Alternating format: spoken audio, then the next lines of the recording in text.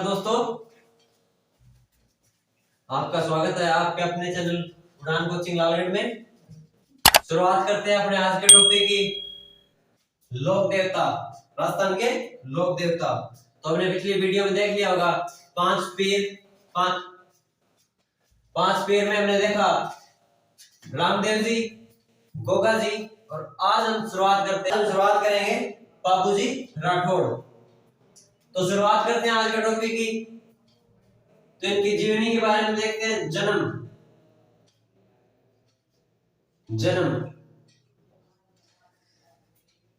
1239 ईस्वी में गांव कोल्लू, 1239 ईस्वी में गांव कोड़मन में आएगा, कोड़ू में आएगा। गांव कोल्लू, फलोदी तहसील,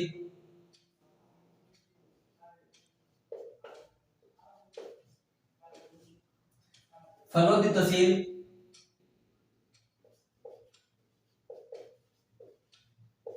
जिला जोधपुर,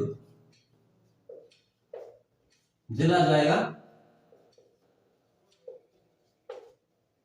जोधपुर जिले की फलोदी तहसील में कोड़ू गांव पड़ता है। उसमें बाबूजी राठौड़ का जन्म होता है 1239 ईस्वी में, चैत्र अमावस्या को। उस दिन क्या तारीख थी? चैत्र अमावस्या।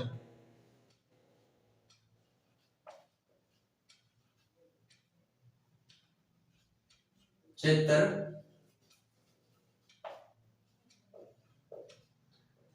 अमावस्या को इनका जन्म होता है। जोधपुर जिले की फलोदी तहसील के कोड़ू गांव में 1239 ईस्वी को चैत्र अमावस्या के दिन बाबूजी महाराज का जन्म होता है, बाबूजी राठौड़ का जन्म होता है। पिताजी, पिता पिता का क्या नाम है? धांधल जी राठौड़। पिता धांधल जी राठौड़, धांधल जी राठौड़। पिता का नाम धांधल जी राठौड़, जो कि राव दुहड़ के भाई थे, जो कि राव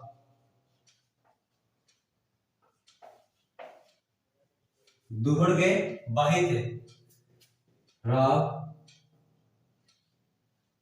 दुहड़ के भाई थे।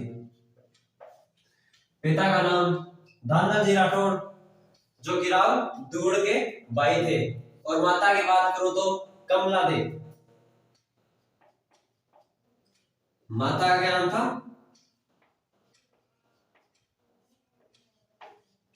माता का नाम कमला देव। पिता धांधल जी राठौड़, जोधपुर जिले की फलोदी तहसील के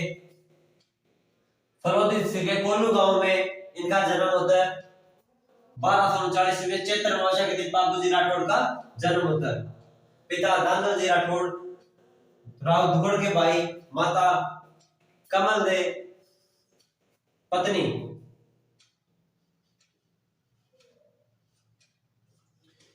पत्नी का क्या नाम था? फूलम दे। पत्नी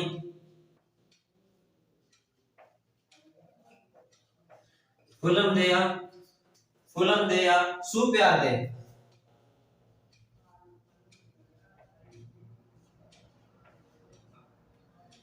पत्नी का नाम फूलम दे या सुप्यार दे, जो कि इनका जिक्र हम आगे करेंगे। इनकी बहन का नाम था सोहनबाई।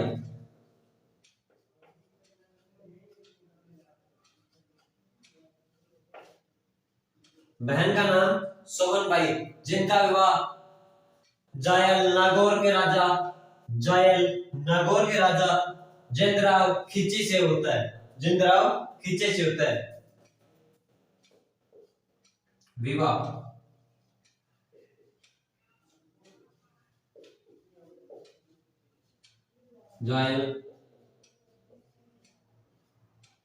जायल नागौर के राजा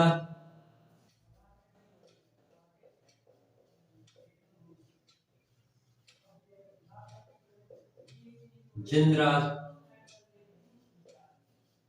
खिची। जायल के राजा जिंदराव खिची से विवाह होता है सोहनबाई का, जो कि बाबूजी राठौड़ की बहन थी, जो कि बाबूजी राठौड़ की बहन थी। आगे बात करते हैं इनके भाई की। भाई भाई का नाम आता है बुड्ढो जी राठौड़।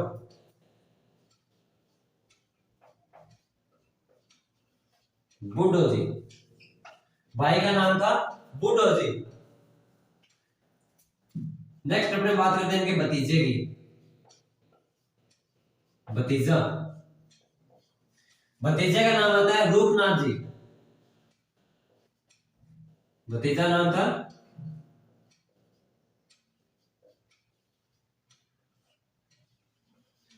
रूपनाथ जी, जिन्हें जरडा जी भी कहते हैं।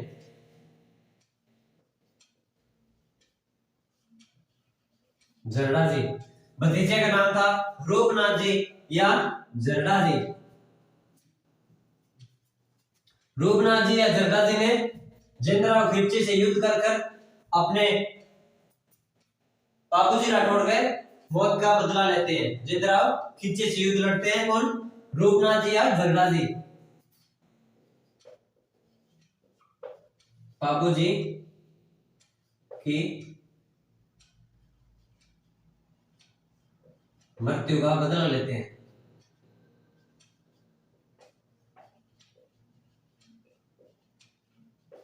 बदला कौन लेते हैं? रूपनाथ जी, जो कि इनके भतीजे थे। भाई था बुड्ढो जी, बहन सोहनबाई जिनका विवाह जायल नागौर के राजा जिंदराव खिलची से इनका विवाह होता है। पत्नी फुलन दे या सुप्या दे, माता कमला दे, पिता धनदल जी राठौड़। जन्म 1239 ईस्वी में चैत्र अमावस्या के दिन। इतना उतारे और स्क्रीन छोड़ लिया।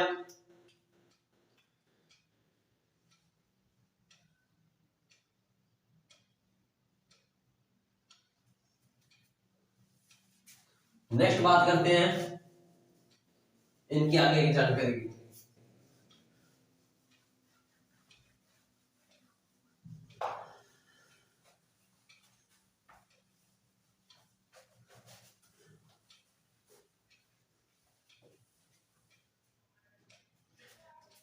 नेक्स्ट आता है इनका वाहन।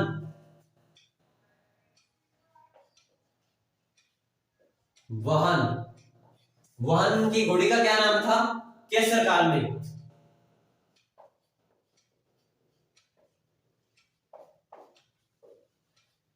केसर काल में घोड़ी का क्या नाम था? केसर काल में। अब इनके बात करते हैं उपनाम की। उपनाम, उपनाम की बात करूं मैं अगर इनके, तो गायों के मुक्तिदाता नाम आता है। गायों के मुक्तिदाता,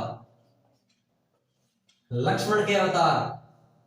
बाबूजी राठौड़ को लक्ष्मण के अवतार माना जाता है। लक्ष्मण के अवतार, गायों के मुक्तिदाता, प्लेग रोग रक्षक।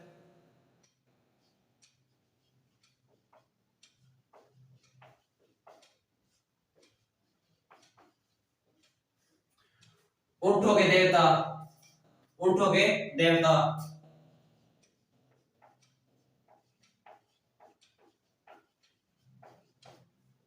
ये इनके उपनाम। गायों के मुक्तिदाता, लक्ष्मण के अवतार, प्लेग रोग रक्षक, ऊंटों के देवता, हाड़ फाड़ के देवता।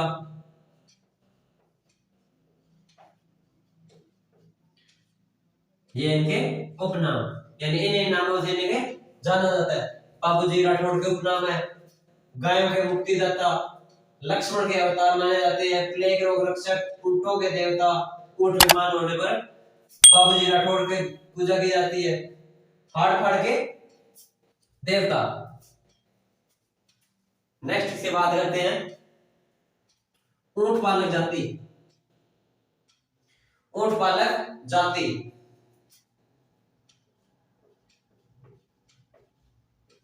ऊंट पालक जाति। रायका और रेवाड़ी, रायका और रेवाड़ी,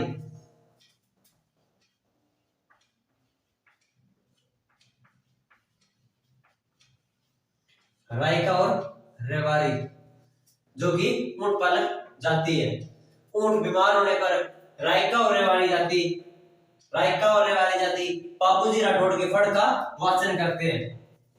ऊंट बीमार होने पर, ऊंट बीमार होने पर रायका और रेवाड़ी जाति के लोग जो बापूजी राठौड़ के फड़ का वाचन करते हैं, जो कि रावण तवादे यंत्र के साथ इसका वाचन किया जाता है, इसका वाचन किया जाता है।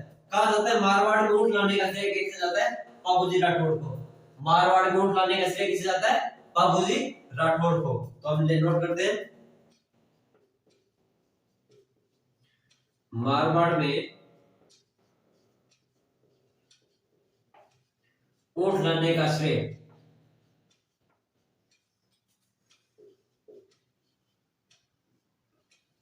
बापूजी को,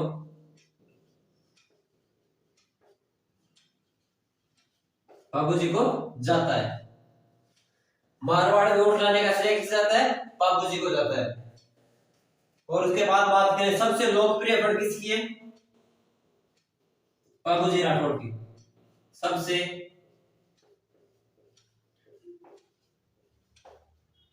लोकप्रिय फड़, सबसे लोकप्रिय फड़ मानी जाती है बापूजी राठौड़ की। इनकी फड़ चांदी की बनी हुई है, इनकी फड़ बापूजी की फड़ जो कि चांदी की बनी हुई है। नेक्स्ट बात करते हैं हम बापूजी की फड़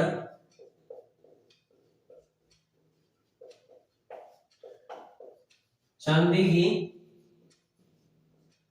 बनी हुई है। ऊंट बीमार होने पर, ऊंट बीमार होने पर रायका व रेवाड़ी जाति के लोग रावणवाद, रायका व रेवाड़ी जाति के लोग बापूजी की फड़ का वाचन करते हैं रावणता यंत्र के साथ। इसके बाद हम बात करते हैं बापूजी के पवाड़े।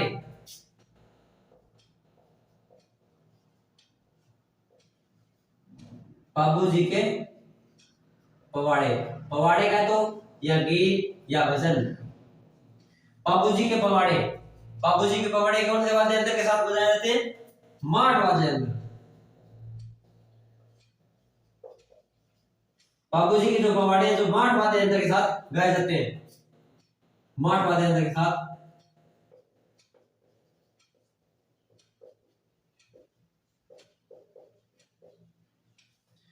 माठ वाद्य यंत्र के साथ गाए जाते हैं बापूजी के पवाड़े। जो नायक जाति है, जो नायक जाति है वो तो बजाती है माठ वाद्य यंत्र। नायक जाति के लोग तो माठ वाद्य यंत्र के साथ बापूजी के पवाड़े गाते हैं। और जो थोरी जाति के लोग हैं, जो थोरी जाति के लोग, थोरी जाति वो सारंगी वाद्य यंत्र के साथ, थोरी जाति के लोग सारंगी वाद्य यंत्र के साथ बापूजी के पवाड़े गाते हैं। थोरी जाति के लोग सारंगी वाद्य यंत्र के साथ, सारंगी वाद्य यंत्र के साथ बापूजी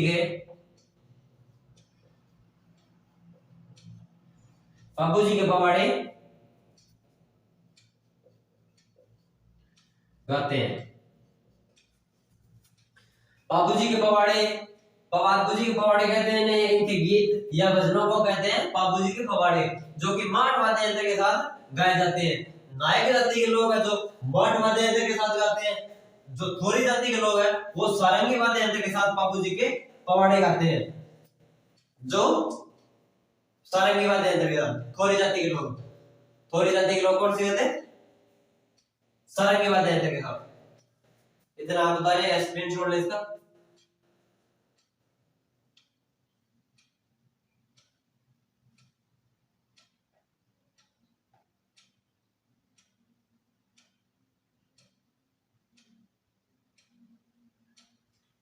एक बात और नोट कर लेना इसमें,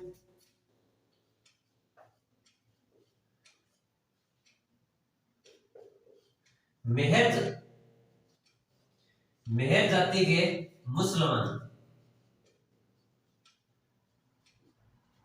मेहर जाति के मुसलमान इन्हें पीर के रूप में पूजते हैं, पीर के रूप में।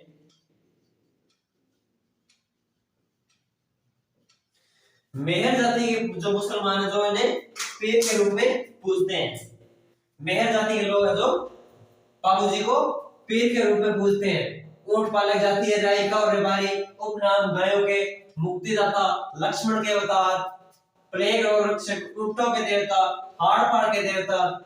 बाबू जी की फड़ चांदी की बनी हुई है और सबसे लोकप्रिय फड़ किसकी है? बाबू जी राठौड़ की। ऊंट बीमार होने पर बाबू जी की फड़ का वाचन रायका और रेबारी जाति के साथ रावण और तवाद यंत्र के साथ इनका वाचन किया जाता है। और घोड़ी का नाम था इनके, घोड़ी का नाम था केसर कालमी, जो कि देवर सारणी से इन्होंने ली थी। उसके बाद हम आगे करेंगे, इतना बता रहे हैं, स्क्रीन शॉट ले, आगे देखते हैं। उसके बाद बाबू जी राठौड़ से कुछ और जुड़े तथ्य है।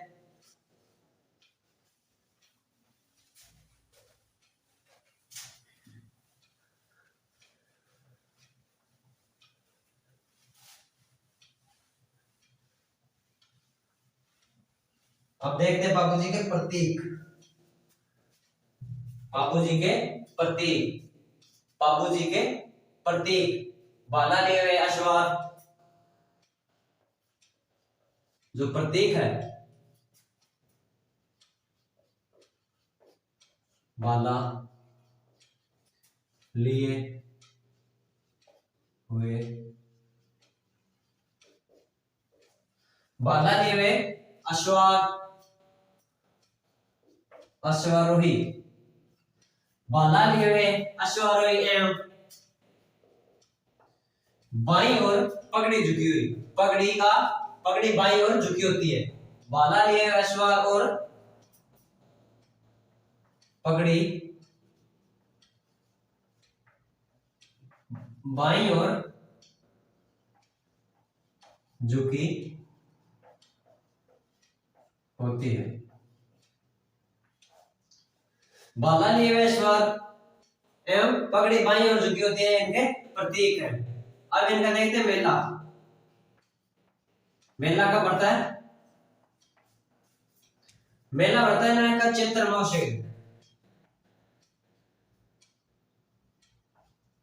चैत्र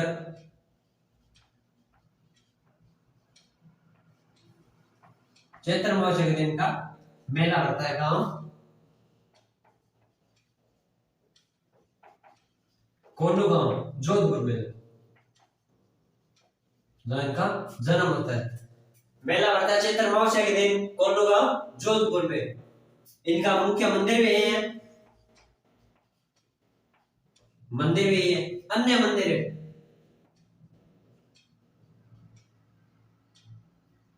अन्य मंदिर, अन्य मंदिर है जो आहड़ उदयपुर में है। अन्य मंदिर कहां है इनका? आहड़ उदयपुर में। अन्य मंदिर आहड़, अन्य मंदिर इनका आहड़ उदयपुर में। जो आहड़ उदयपुर में है, यहाँ की भील जनजाति है जो इनको आराध्य देव मानती है। यहाँ की भील जाति के लोग, भील जाति के लोग है जो इन्हें आराध्य देव मानते हैं। किन्हें? बाबूजी राठौड़ को। आहड़ उदयपुर में जो इनका एक मंदिर है, वहां पे भील जाति के लोग है जो बाबूजी राठौड़ को आराध्य देव मानते हैं। प्रतीक है इनका बाला लिए अश्वार है, बाईं ओर पगड़ी का झुकाव। मेला चैत्र अमावस्या के दिन कोल्लू गांव जोधपुर में। मंदिर इनका कोल्लू गांव जोधपुर में है। कोल्लू मठ भी कहते हैं, मठ कहते हैं मंदिर को, गांव है कोल्लू।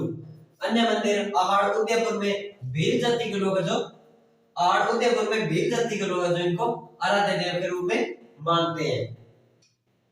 नेक्स्ट अपने को देखते हैं बाबूजी के कुछ जुड़े हुए तथ्य।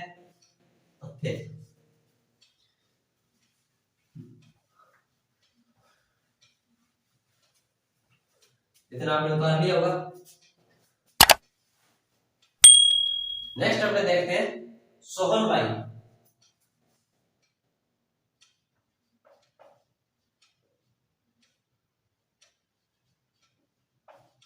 सोहन भाई जो कि बाबूजी राठौड़ की बहन थी। इनका विवाह होता है, विवाह जायल जो नागौर में पढ़ते हैं, जायल नागौर के राजा जिंदराव खिलची, जायल नागौर के राजा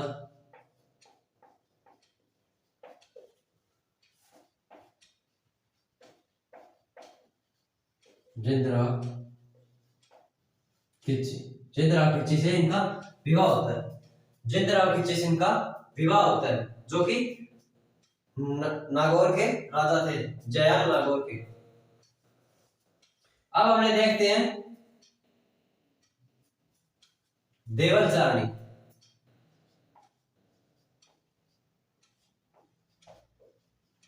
देवल चारणी, इनकी एक घोड़ी का नाम था, इनके पास एक घोड़ी थी देवल चारणी के पास।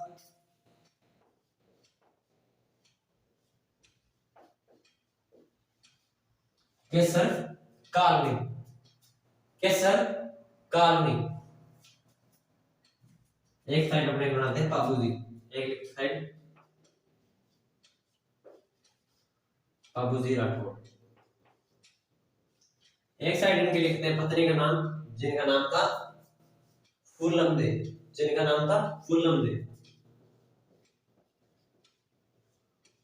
या सु प्यार दे, तो इनकी पत्नी का नाम था। ये अमरकोट की राजकुमारी, अमरकोट की राजकुमारी सूरजमल सोटा की पुत्री थी।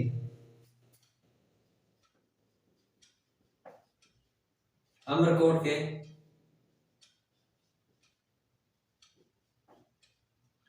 सूरजमल सोटा की पुत्री थी। कौन थी? फूलन देव। ये अपने बाबूजी, ये अपनी देवल चारणी, ये इनकी घोड़ी का नाम है केसर कालनी। ये बाबूजी राठौड़ के बहनोई है जिंदराव खिलची। कहा जाता है कुछ बुकों में कहानी के तौर पर है, जिंदराव खिलची ने देवल चारणी से केसर काल में घोड़ी मांगी थी। देवल चारणी से केसर काल में घोड़ी मांगी थी जिंदराव खिलची ने, तो इन्होंने कर दिया इनकार, इन्होंने दी नहीं। जब बाबूजी की बारात जाती है अमरकोट, फूलम दे को लेने जाते हैं जब, तो कहा जाता है बाबूजी इनकी घोड़ी को लेकर चले गए थे केसर काल में। देवल चारणी ने अपनी घोड़ी बाबूजी राठौड़ को दे दी थी एक वचन के साथ। देवल चारणी ने अपनी घोड़ी दे दी थी बाबूजी राठौड़ को एक वचन के साथ। बाबूजी ने वचन दिया था, वचन यह था, देवल चारणी यह कहा था भी अगर मेरी गायों की, देवल चारणी एक गाय चराती थी, इनके पास गायें थी बहुत सारी, और इनके पास एक घोड़ी भी थी जिनका नाम था केसर काल में। बाबूजी जब अपने बारात लेकर जा रहे थे अमरकोट, तो इसकी घोड़ी को ये लेकर जाते हैं। तो देवल चारणी ने एक शर्त रखी थी या एक वचन लिया था कि जब भी मेरी गाय खतरे में होगी तो आप जहां पर कहीं भी होंगे तो आप मेरी गायों की रक्षा करोगे। तो बाबूजी राठौड़ ने वचन दिया था भी मैं जहां कहीं भी होऊंगा, जिस किसी भी कंडीशन में होऊंगा, मैं आपकी गायों की रक्षा करने जरूर आऊंगा। इसने कहा था अगर मेरी गाय खतरे में होगी, देवल चारणी ने कहा था अगर मेरी गाय खतरे में होगी तो मेरी घोड़ी है जो जोर जोर से हिनहिनाने लग जाएगी। जो केसर काल में घोड़ी है वो जोर जोर से हिनहिनाने लग जाएगी, तो आप समझ लेना मेरी गाय खतरे में है। बाबूजी राठौड़ ने कहा ठीक। देवल चारणी ने कहा मैं आपको घोड़ी इसी शर्त पर दूंगी तो अगर आप मेरी गायों की रक्षा करोगे। बाबूजी राठौड़ ने कहा तो आप एक मेरे को मैसेज पुआ देना, एक मेरे को मैसेज एक तो मैं आपकी गायों की जिस किसी भी कंडीशन में होगा तो आपकी गायों की रक्षा मैं जरूर करूंगा। देवचारणी ने कहा, जब मेरी घोड़ी जोर जोर से हिलाने लग जाए तो आप समझ लेना मेरी गाय खतरे में है। बाबूजी राठौड़ घोड़ी लेकर अपनी बारात लेकर अमरकोट को जाते हैं। अमरकोट में अपनी शादी में जाते हैं। पीछे से जिंदराव खिंची देवचारणी की गायों को अवगत कर लेता है। जिंदराव खिंची देवचारणी की गायों को लूट के ले जाता है या ले जाता है इनको यहां से। तो कहा जाता है केसर काल में वहां जोर जोर से हिलाने लग गई थी। जिस टाइम केसर काल में जोर जोर से हिलाने लगी थी तो बाबूजी राठौड़ फूलम दे के साथ फेरे ले रहे थे और 3.5 फेरे हुए थे। कितने फेरे हुए थे? 3.5 फेरे। तो बाबूजी राठौड़ को पता लगा कि देवचारणी की गाय खतरे में है, क्योंकि केसर काल में जोर जोर से हिलाने लग गई थी। बाबूजी राठौड़ 3.5 फेरे ही बीच में छोड़कर अमरकोट से आते हैं और जिंदराव खिंची अपने बहनोई के साथ डेंचू जोधपुर में इनसे युद्ध लड़ते हैं और युद्ध के अंदर वीरगति को प्राप्त होते हैं या वीरगति प्राप्त करते हैं।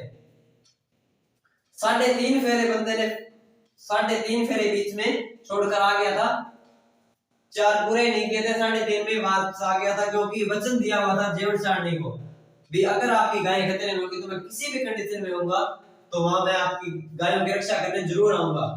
देवचारणी ने केसर काल में एक मैसेज दे दिया था भी इनकी गाय खतरे में, ये जोर जोर से हिलाने लग गई थी। जिंदराव खिंची ने बरात के जाते ही देवचारणी की गायों को अवगत कर लिया। अवगत करा तो बाबूजी राठौड़ वहां से 3.5 फेरे लेकर वापिस आते हैं और जिंदराव खिंची से युद्ध लड़ते हैं। अपने बहनोई जिंदराव खिंची से युद्ध लड़ते हैं और वीरगति को प्राप्त होते हैं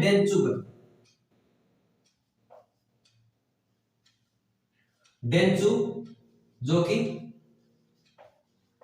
जोधपुर में डेंचू जोधपुर में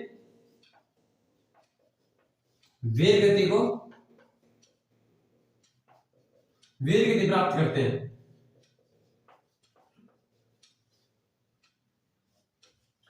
बाबूजी राठौड़ ने वीरगति को प्राप्त करते हैं डेंचू जोधपुर में।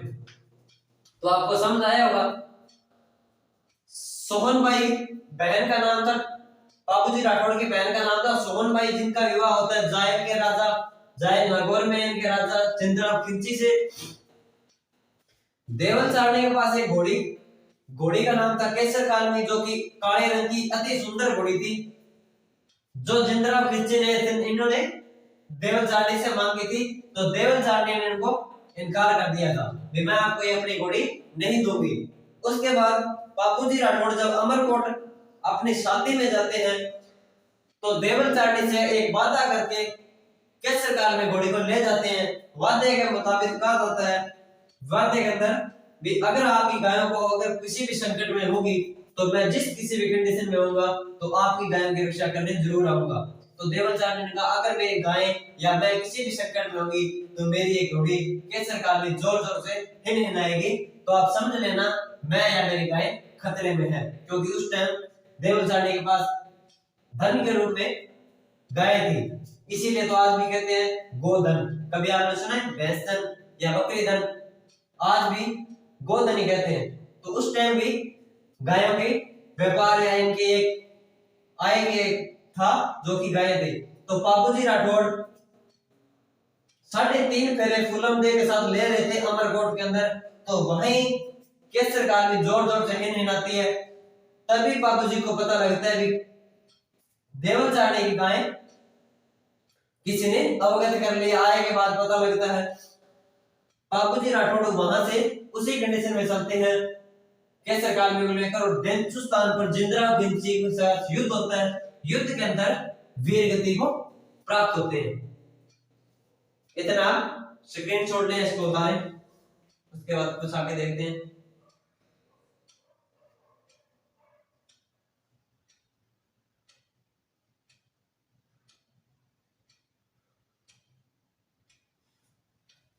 2.5 फेरे 3.5 फेरे लेकर बाबूजी राठौड़ वहां से वापस आ जाते हैं।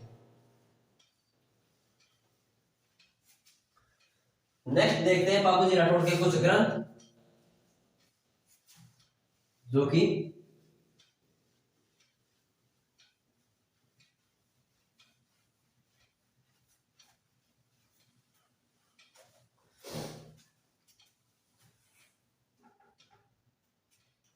बाबूजी राठौड़ के कुछ ग्रंथ है।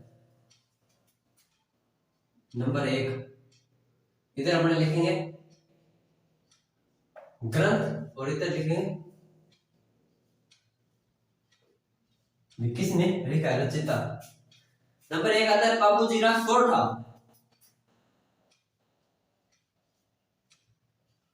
बाबूजीरा सोरठा ये किसने लिखा है? बाबूजीरा सोरठा किसने लिखा है? रामनाथ कबिया। रामनाथ कबिया ने लिखा है बाबूजीरा सोरठा। नंबर नेक्स्ट की बात करूं मैं तो बाबू प्रकाश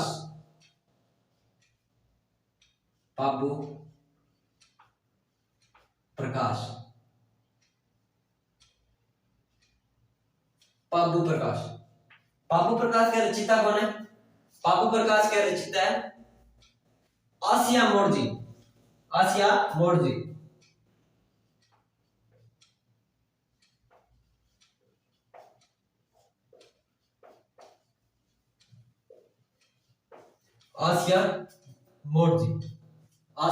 मोड़जी नंबर 3 नंबर इनके ग्रंथ का नाम आता है बाबूजीरो छंद।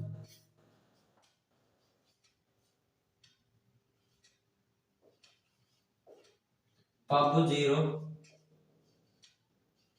छंद ये किसके रचित है? बाबूजीरो छंद किसने लिखी? मेहाजी बिट्ठू।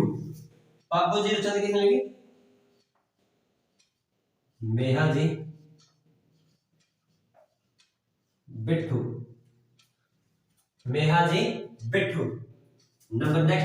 नंबर 4 पर तो नाम आता है बाबूजीरा दोहा।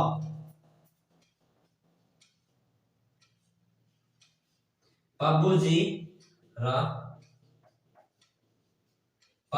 दोहा। बाबूजीरा दोहा किसने लिखे? लागराज।